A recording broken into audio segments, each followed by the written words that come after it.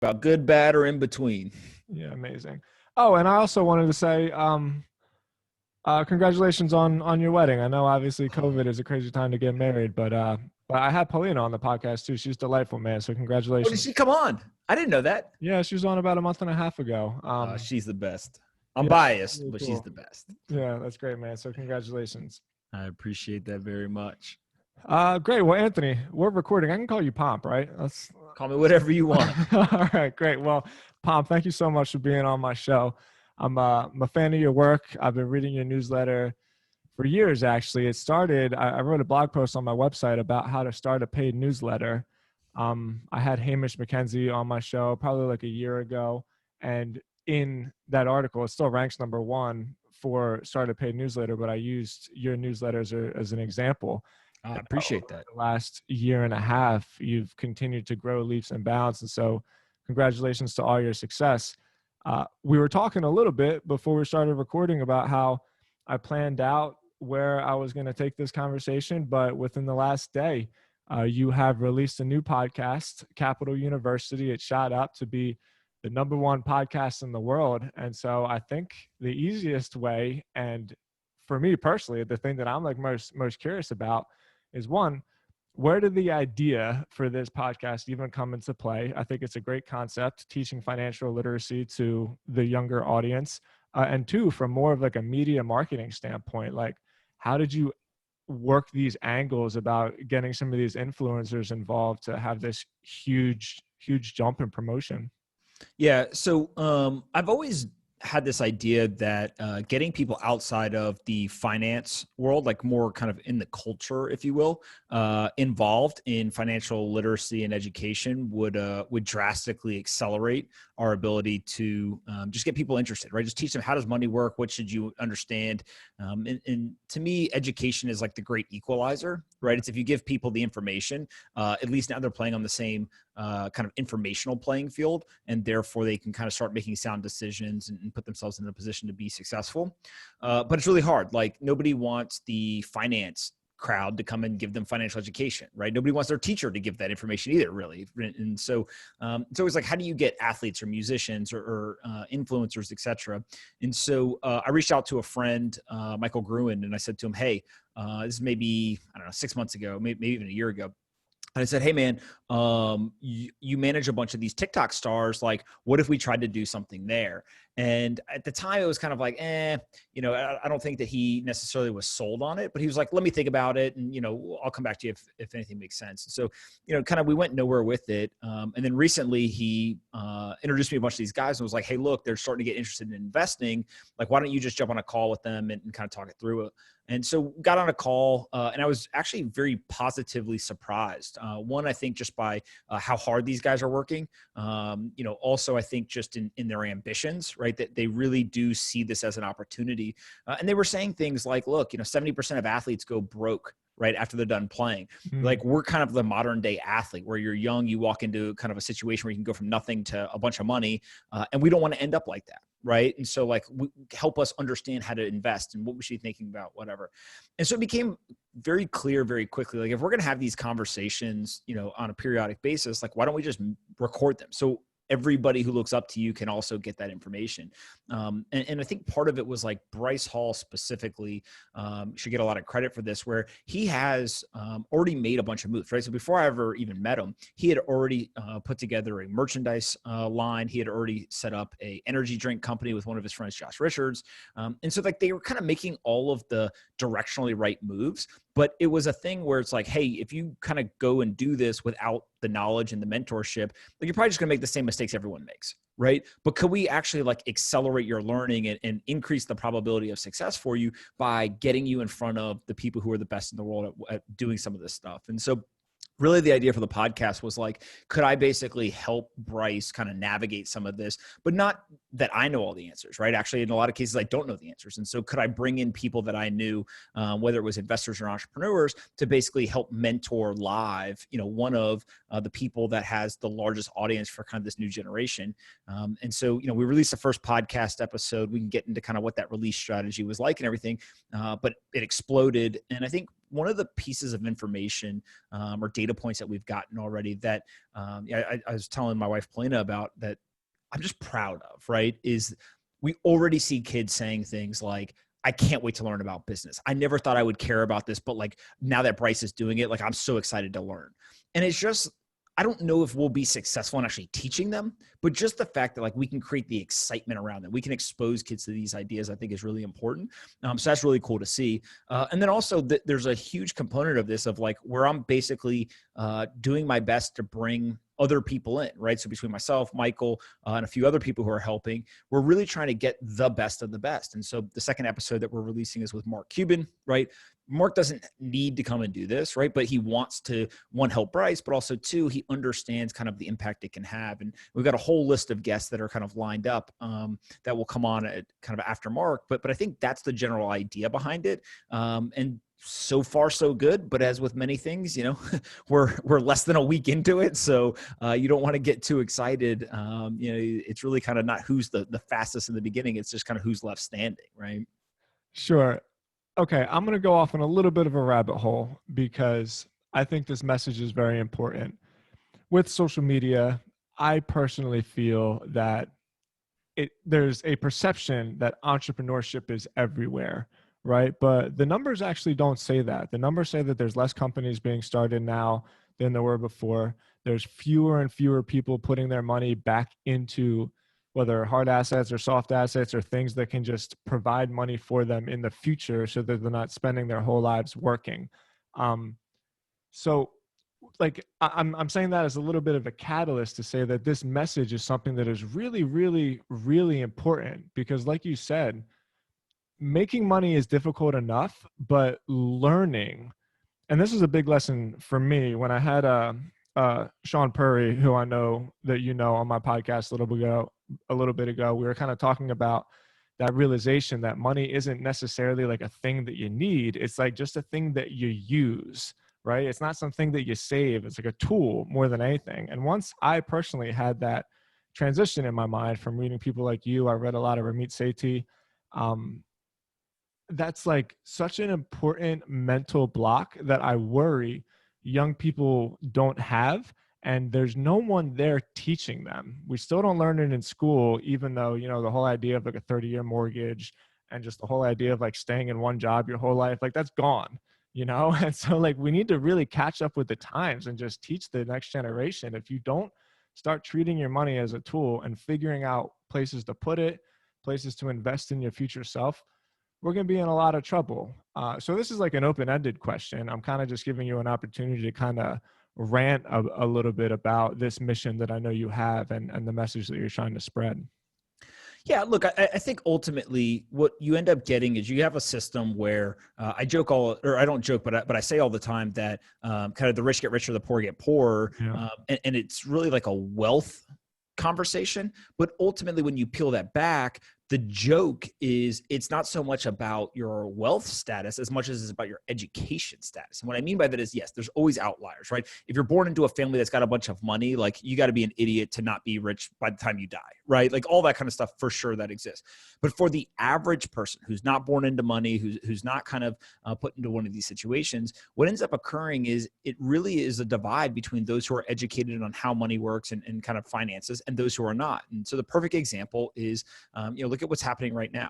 So anytime you get kind of manipulation or intervention by a central bank in any economy around the world, not just the United States, what you see is the system does exactly what it's designed to do, right? The system actually operates really well for what it's supposed to do. And that is it will punish savers and it will reward investors, right? The whole idea of inflation is to get you out of the currency, either consume or invest rather than hold the currency. And so just that simple idea, which is like literally economics 101 or, personal finance 101 of like invest, don't save type stuff, that is life-changing for people. Right. And so it's one thing for like me to go and tweet, invest, don't save. Sure. The finance crowd, they love that. It's like, oh, this simple thing, whatever. A 22-year-old kid could care less about that. Right. That 22-year-old kid wants to know, wait a second, you're telling me that rather than have my money sit in my bank account and it just stays equal, right? I could invest in things and it could grow and I could get rich.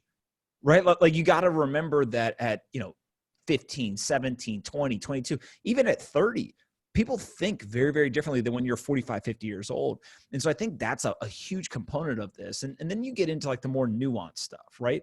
Like there's this idea, I think that people have around like investing, right? And what I always talk with my friends about is like the stock market's just a legal casino. That's all that's going on, right? And traders, that's just a nice fancy word for gamblers, right? Bettors. Yeah, but that's okay. What you as a investor need to understand is you don't want to be that gambler, right? You don't want to be that bettor. Instead, there's basically a bet, right? Or kind of an opportunity that always works, right? And so imagine if you were a gambler and you knew every time the team that was going to win, then you would of course go bet on that team every time, right? And you would just figure out, how do I put more money on that team?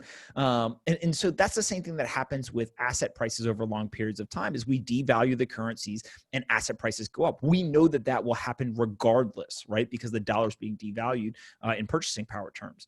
And so it's little things like that, again, where you can kind of put it in terms for younger people that it starts to resonate. And again, they're going to make all the mistakes. They're going to do all these different things, but it's simply making it cool to care about this stuff. And you know, I'm always careful to say that like, this is not a new idea. This is not my idea. Like there are way many more people than me that have come before me that have worked on this stuff. And so if you look at like just Robert Kiyosaki, for example, with Rich Dad Poor Dad, he built this massive business. It's the best-selling personal finance book in the world.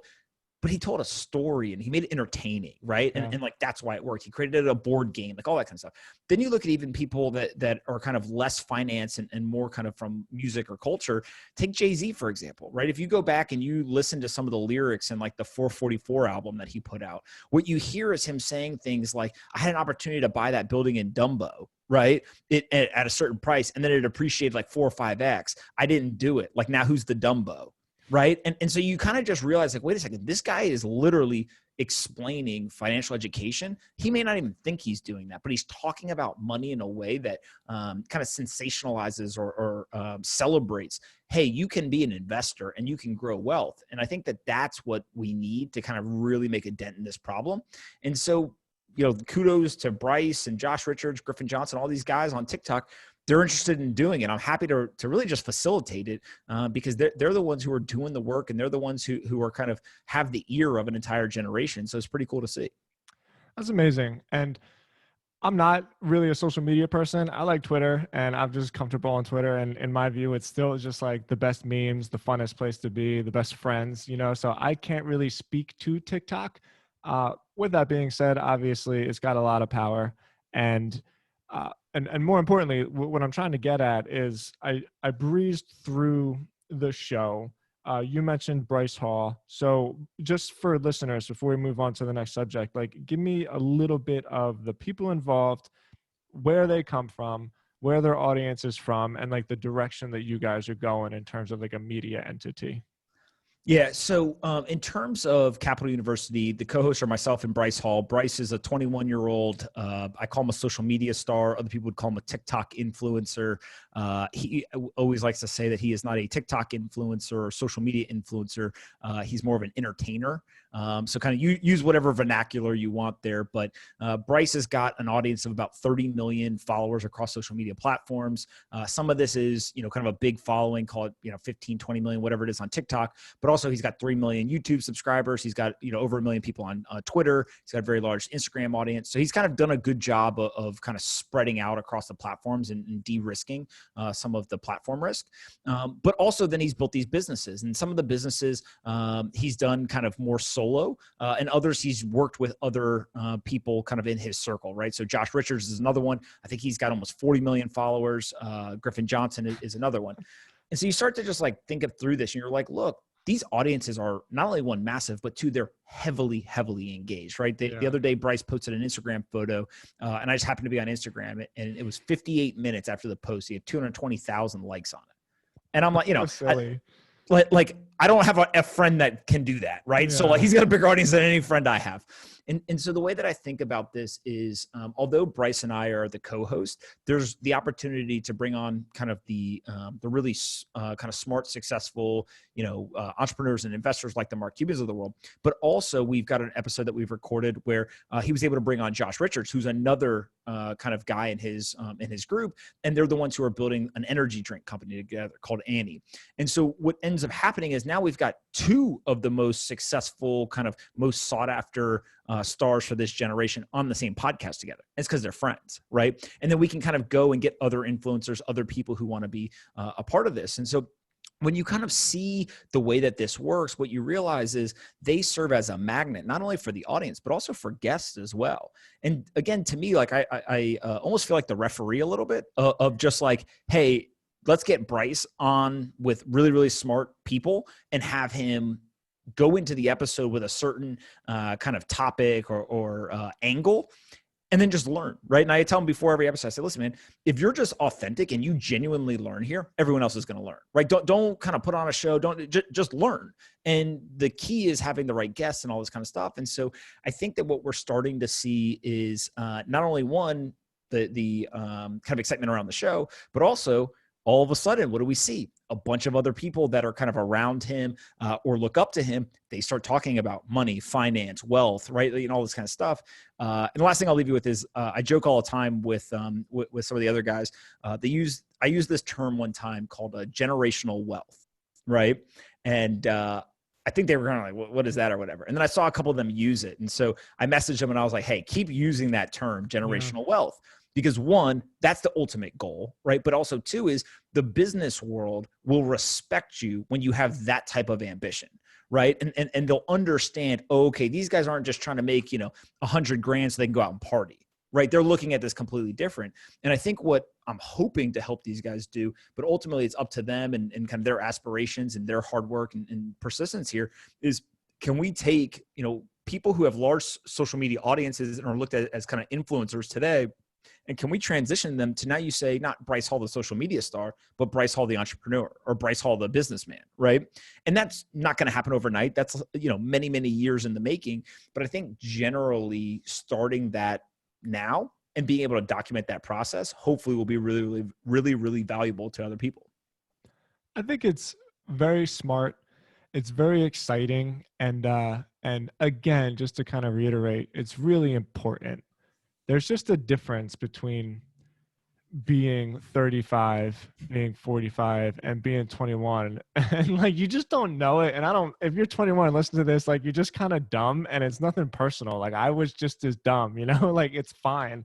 And so just how you were talking about the idea of using that term, generational wealth, like, it excites me to know that because of this podcast over the next year or 2 years, however long you guys run with it, like, there's going to be conversations online on Twitter with young people that are actually just talking about things that it took me way too long to learn. Even just the idea of like compounding or just the idea of inflation. Like, you hear about it in history class, but you never actually understand what that means from a practical level. Like, no, the money that's just sitting in your bank account is getting less and less valuable every day. And so teaching people that there's things that you can do to invest in your future self like that, I'm excited that you have such a role in that. And I just think it's going to, and also I think it's really, really going to catch on. I think there's like a huge market for that conversation. And I just think you guys are going to kill it. So congratulations on all that.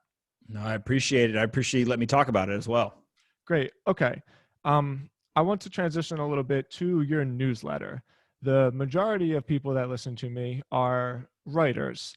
I still, even with social media and with video and all the different ways to create content, I still personally feel that being a strong writer is like the best foundation for building an online business. I've always felt that way. I think that'll probably always be the case for many, many reasons. So your newsletter, it's a daily finance newsletter. It's subscription based. It's now just called the Pomp Letter. I think it was called Off the Chain, right? Before I tell everybody basically what it is, why don't you tell us how you got the idea for it? And more importantly, what I want to know from my own personal sake is building a subscription based on a newsletter is like a very daunting challenge. It's really easy to say like, oh, I'm just going to write every day and build a following. But then 5 months into it, you're like, oh shit, no one's really watching me. Like, how do you keep going year after year? Just tell me about your journey with that.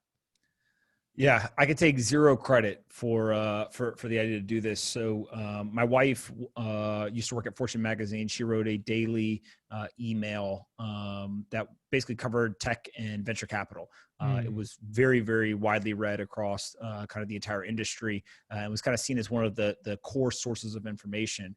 And I saw her write it every day. And I, in the past, have spent kind of in spurts, written for long periods of time, then stopped, then written, for long periods of time, and then stopped. And we were on a flight back from a trip we took, and we were just sitting there talking, and she basically was like harassing me into like, you should do this. Like there's an entire new industry, no one's doing this yet. Like you should do this. And I was like, I don't know. And she's like, just get started. Like she knows me well enough where she's like, if I wait and I think about it, I won't do it. But if I just start, then I'm pretty persistent with things.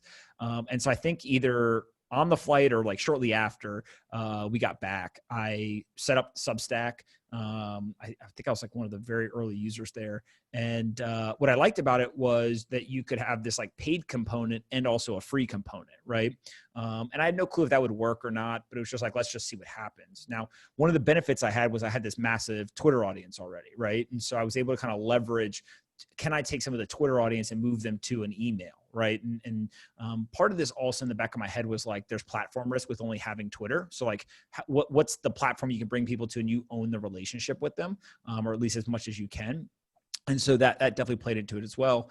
And then I just started. And what's so funny about it is like, if you go back and you look, like it's generally the same idea, but like I've added things over time. They've gotten a little longer, all the process has changed and kind of how I write them, all that kind of stuff.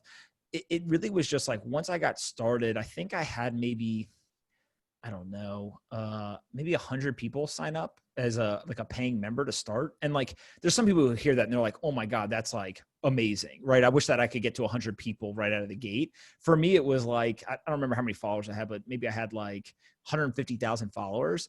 And I was kind of like, oh, only 100 people, like that's like a really low conversion rate, right? And so it was like very kind of, is this going to work or is it not? And I just said to myself, I'm going to try it for 6 months, right? Because I think I started in May of 2018. So it was like basically through the end of the year, 7 months, whatever it was. As I started to go, it became very obvious that I was learning because it was forcing me to write something every day.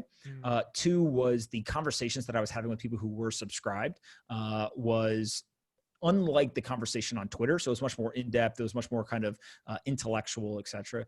And then the third thing was from a monetary standpoint, there was just enough where it was like, so if I got 100 people, like if I get 500 people, let me do that math. If I get 1,000 people, like let me do that math, right? And like, again, 1,000 at the time felt like, a mountain to climb, right? Because you're just like, I got a 10x. Like, how the hell am I going to do that? Like, I just shot all my bullets, right? I tweeted it. But at the same time, it was like, okay, like I see a path here. Like, I understand how this business works in terms of you just get people to pay you, right? For the content. And so I think that as it kind of came together, like you mentioned, I changed the name, like some of the content expanded to not just be about Bitcoin, to be about, other things. And so I think my greatest lesson learned, right? Like if somebody's listening and they're thinking about this is like, one, just get started. Two, don't compare like your day one to somebody else's like year 3, 4, 5, whatever, right? It's like my day one and your day one probably look very similar actually. And then the third thing is like, just let the audience kind of take you where they want to go. Right. And it was like, as they said, hey, we really like these type topics. Like, can you write more about that? Like, that's what I did. Right. Or if they said, hey, we didn't like that, or it was too long, or it was too short, or, hey, can you add audio? Like, there's all these things that I got feedback for. And I just use it as a learning exercise. Right. And now we are where we are. It's, I think, top 10, top 15, highest grossing, newsletters on Substack. But, a lot of it is just the discipline to do it every day. Like, I've been doing it every day now for 2.5 years. And I'm sure one day I'll wake up and just stop. But other than that, it's just kind of doing it every day and letting it just compound on itself.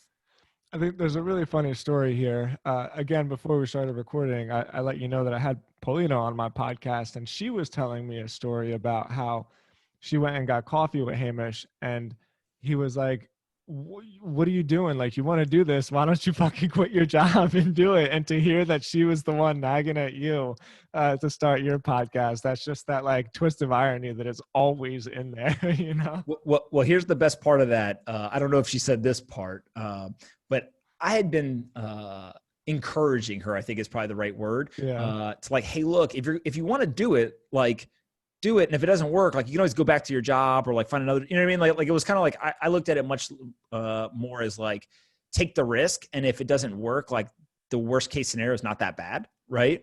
I think she was very, just kind of nervous, right? It's like, hey, if you're going to quit your Yeah. job, you've been there 5 years, like all the things that people know that go into making a career change. Right. And so I called in the cavalry, right? Like Hamish was in town and I was like, hey man, you want to grab coffee?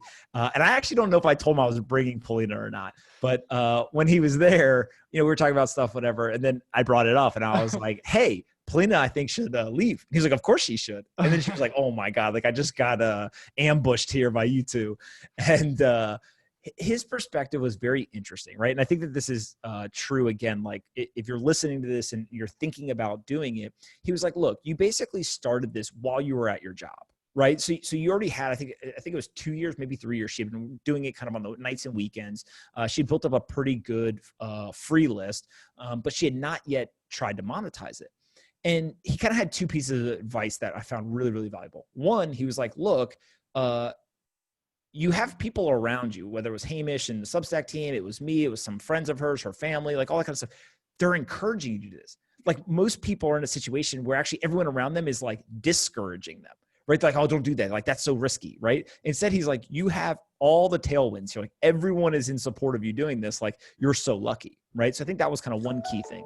The second thing that was really interesting was this idea that she could turn the paid like monetization on and still stay at her job. Now, maybe they were going to get mad, maybe they weren't, but like, just try it. And if a bunch of people sign up, then you'll know like, oh, it's got kind of like the product market fit, right? And you just go full time on it. If it doesn't, then you know that it didn't work and like no harm, no foul. And so in January of this year, she turned it on. And like, again, it was enough traction out of the gate to realize like, hey, here's the path of like how this could be successful. But it wasn't like, oh my God, I could quit today and retire, right? Or like, oh my God, like this is more money than I've ever seen in my life. Like it just wasn't like that. It was still just enough to make it interesting. And like now there's work to be done, but like, am I willing to go do that work? And so what was the most fascinating part about it was she put in her 2-week notice in March of this year. COVID was happening. Oh, yeah. And so it was basically, I don't remember the exact dates, but what I do remember is her last Friday was the Friday when all like the shelter in place orders went in place. So like take somebody who like is literally one of the nicest people in the world. She's already nervous about like leaving her job. And then you throw in like a global pandemic and a potential economic shock on top of it. And she looked at me one day. She's like, I can't leave my job. like this is not good. And so we had a conversation about like, actually now's probably the best time to leave your job. Sure. Right? Like we know that these companies get built. And so I think that, one of the lessons learned that I've had from her, and I think she's had from me also, is like find people who are like-minded who you can turn to, right? Us being married obviously is a huge advantage because we're right there, right? We have a very high degree of trust with each other, like all that kind of stuff. But if you can surround yourself with other people who are ambitious, who kind of are doing the same thing, you almost have this like emotional support system. So when you have your moment of like, oh my God, I can't quit my job, you can turn to somebody and they're there and they understand the situation you're in. They understand kind of the pros and cons, and they can have an actual conversation with you. I think people get in a kind of a bad situation when sometimes they turn to people who aren't the best to get advice from, right? And so it's always like, look, the advice you get is important, but usually the advice, who you're getting the advice from is more important, right? And I think that that's just like over time, I think her and I have like really, really honed in on just having those people around you can significantly impact the trajectory of growth when you launch these types of things. I think that's very accurate. Most people by nature, when they're nervous about doing something, at least I've noticed, I don't have any evidence for this, but they'll also ask people that like they're looking for the practical answer from, because it just kind of, it doubles down on that sort of fear of like, no, let me take the safe road when, look, the truth of the matter is any entrepreneurial journey, you could always fail. And I've been through this experience a million times in my life. And I do think that over time you get more and more comfortable with the idea, because the truth is like, even the successes aren't really successes. They're just like micro failures, right? It's just like every day you screw up a little bit and you get a little bit better. So So anybody listening to this, that I think it's actually really good context, because in our conversation, and there is one more thing about the newsletter to bring up, because I know that we're short on time, but I think this is an important topic. We were just talking about this idea of everybody now is just turning into like a one person media entity. And as the economy and as the job market continues to, how do I say, like long tail, like as more and more people get interested in the things that they're interested in, there's more like content and there's more personalities that spread out about like a million different topics. Everybody is going to have an opportunity to be their own little media entity. And that was probably true like 10 years ago, but now even with Substack and even like what ConvertKit's doing, and even WordPress is so much easier to use, right? Like there's never been a better time to just go in on one particular thing that you have a passion with, because if you're excited about it, there's other people that are also excited about it. And it doesn't have to be a million people. Like, like you can have 5,000 people on your list and you're making 60 grand a year. Like that's a great living for just writing some shit that you think is cool anyway, So like I totally encourage that message. Yeah, I think the other piece of this too is like we've seen the examples of people in the past, right? So when you look at the Joe Rogans, Tim Ferrisses, kind of all the way down the line, the friction for them to get started was very high. To your point, now there's tools available where this is very simple. I mean, go set up a Substack, right? You use Zoom for podcasts, like it's very, very simple to get started here. What I do think is interesting to kind of contemplate is before somebody gets started or as you're getting started, it's what are you optimizing for as well, right? So if somebody says to me, hey, I would love to just write the email every day, right? Or the newsletter, or the blog, or, whatever it is. And that's all I want to do. Like I have no ambition to do anything other than that. I want to basically be able to provide my family. And outside of that, like everything else is a fool's game. I just want to be happy. That is a fantastic life to live, right? And by the way, probably makes you one of the smartest people in the world, if that's your perspective, on life. But that will require a certain amount of work and a certain type of work that is very different than somebody who says, hey, I want to build a very large audience. I want to monetize it along the way. And then I basically want to build companies and products to sell through to that audience that I have a relationship with. Right? That's a much more kind of grandiose type ambition. That's going to require a team. That's going to require all these different things. And so you're going to do a different type of work and a different process to that work to kind of optimize for that second example. And so you don't have to have all the answers, right? But I do think that kind of people just asking themselves, okay, I'm going to go do this. What do I want it to be today? And that can change in the future, but like, what is that goal or what am I optimizing for? And what it does is it just gives you something to shoot for. Right. And it kind of helps you make decisions kind of from there. And I don't see enough people doing that. I actually made a lot of the same mistakes. Like I used to not ask myself those questions. Now that I do, it's proven to be very, very helpful. So I think other people can benefit from it. I think you're totally right. I think summarizing that, when it comes to building an audience and monetizing an audience, it's easy to start specific and then be a generalist. And the mistake people make is they start off being a generalist, which is writing about like anything that they're interested about, or I mean, making content, let's just say that, about anything that they're interesting about. Whereas the way I always try to explain it is the more generic you are, then the easier you are to replace. And the only thing that you can do to stand out from the next person is be cheaper. Because if there's a million generic things, what are you going to do? You're going to choose the cheapest one, right? Where if you can be like an authority, even in an industry that isn't huge in terms of the people that, in terms of like the size of the audience, you're still better off picking something, building your reputation, and then becoming a generalist in time. So I think that's great advice. Absolutely. I think that you nailed it. Great. Okay. So let's finish off with something that I am always conflicted about. One, because it's been a personal battle in my head of the direction that I want to go with my own personal work. But two, simply because of the practicality of the business model. So Substack is a subscription newsletter. You provide free content and then you offer other content for people that want to pay for the subscription. I think that model is really cool because for people that don't want to create products, that just want their content itself to be the product, it provides a really, really good infrastructure for them.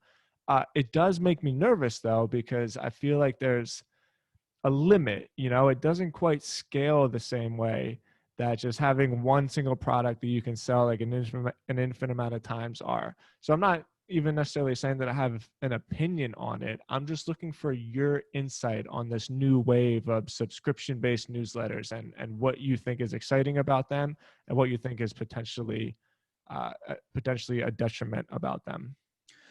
Yeah, I mean, you nailed kind of a big piece of the equation, right? It's just if you want to kind of create once, sell a million times, writing a newsletter is not going to be the thing for you, right? You have to write it on some periodic basis. Now, you don't have to do it daily. You could do it weekly, monthly, you know, whatever you can get your audience to agree to in terms of that kind of subscription, you know, promise, if you will. With that said, what I laugh a lot about is like everyone wants to compare subscription to ads, right? Or subscription monetization through like, I should sell a product. But why can't you just do it all? Right. And I almost look at it more, again, it goes back to like, what do you want to do? If you just want to write a newsletter every day and figure out how to make a living off of it, like that's a perfectly fine and admirable thing to go do. Substack's great for that. Right. But if you want to have diversified revenue streams and kind of all these different things and build like a much more scalable business, maybe you have aspirations to sell it one day, like don't just pick, okay, I'm going to only do subscription or I'm only going to do this one thing, right? You actually want to have kind of that diversification in those revenue streams. And so have a subscription newsletter. Maybe what you do is you say, hey, I'm going to send it a certain number of days behind the paywall. Certain number of days, I'm going to send it outside of the paywall. I'm going to put ads in the one that goes outside the paywall, right? And then, by the way, I have a merchandise section in the email, and therefore you can buy merchandise from me. And, oh, I'm coming out with this product in partnership with a company. And it's like all this stuff. And what it boils down to, and I think is so interesting about the conversation right now, is everyone's looking at these newsletter writers as writers.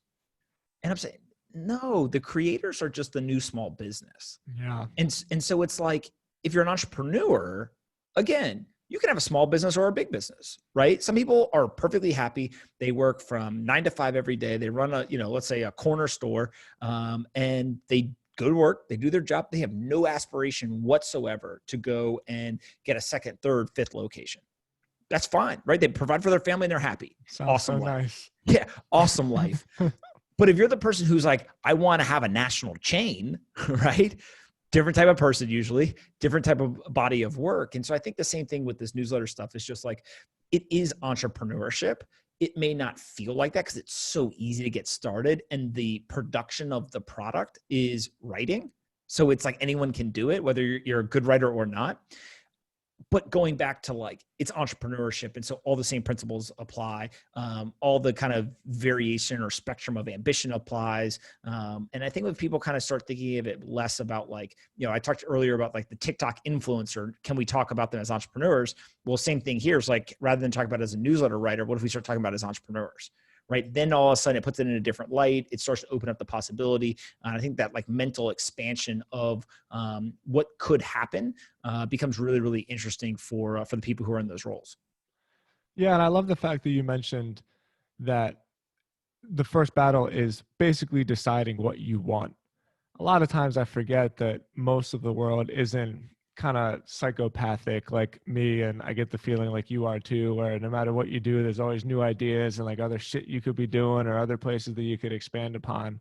And if your ambition is just to do a little bit of writing every day and maybe make a little bit of money, then just do that and just be happy with that. But I think what you're saying, which I really relate to, is that there's a world of possibilities out there. And I think the trap that a lot of people fall into is just the idea of comparison. I thought it was really important what you said, where like my first day might look very similar to your first day, and comparing what you're doing now to people that have been doing it 2 or 3 years is just like a really great way to get down on yourself. And I think that's an important message as well.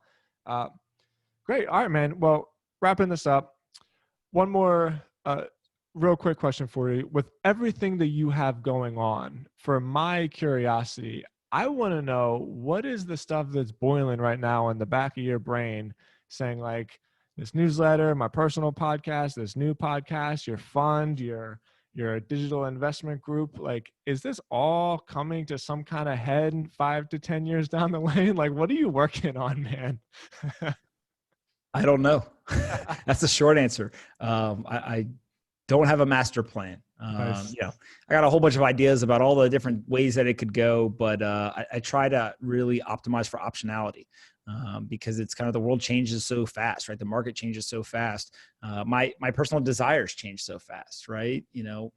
Last year I wasn't married. I'm married now, right? Like just simple things like that can really kind of change your priorities and things like that. You don't want to get locked in like, hey, this is what I'm doing, right? Or this is kind of the master plan. And so for me, what I'm ultimately optimizing for is happiness. And that happiness is usually attached to optionality. Do I want to do this today? No. Okay. I'm not going to do it. Right. And so I think that that's kind of my guiding principle. That scares the hell out of some people. Like some people really want to have the concrete plan. I wrote it down in a notebook and I look at it every day. It's just never been me. And so I think it's just kind of just do what's authentically you. Right. And you'll tend to be in a pretty good spot. Amazing, brother. Great advice. Great way to wrap this up. Okay, let's do the traditional end of podcast. Where can we find you? It's it's pomp.substack.com. Tell Yeah. people where they can find you. So easy URL is just pompletter.com. It takes you to pomp.substack.com. And then you just find me on Twitter at Pompliano and pretty much tweet everything from there. So should be good. Amazing. All of that will be linked on the show notes of the podcast itself and also the show notes of the blog. Anthony, I really appreciate your time, man. It was a pleasure speaking to you. Like I said before, I'm a big fan of your work. Best of luck with everything you got going on, and let's keep in touch. Awesome. Sounds good. Thanks so much. All right, homie.